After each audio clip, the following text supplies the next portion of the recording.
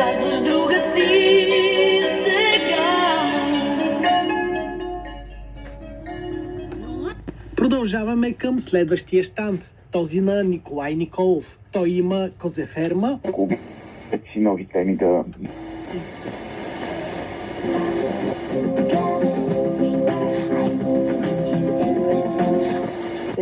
Той много ми помогна.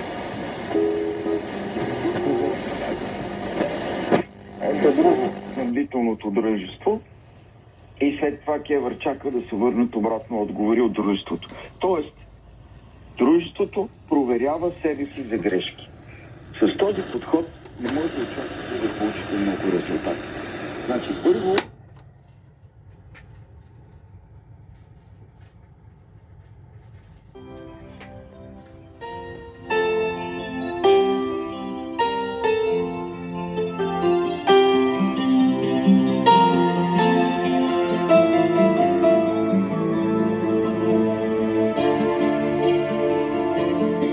Нощта пресича моя град надлъж, площадите отдъхват от въглите, но аз дочаках пролетния дъжд, избил нещата и душите.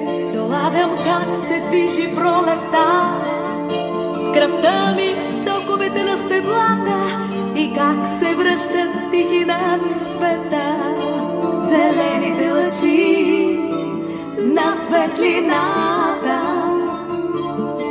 Приветствам пролетните ветрове, които над земята не минават. Ще се издигнат нови гласове, тръби ще бликнат тихите дъбрави, ще израсте висока буйна ръв.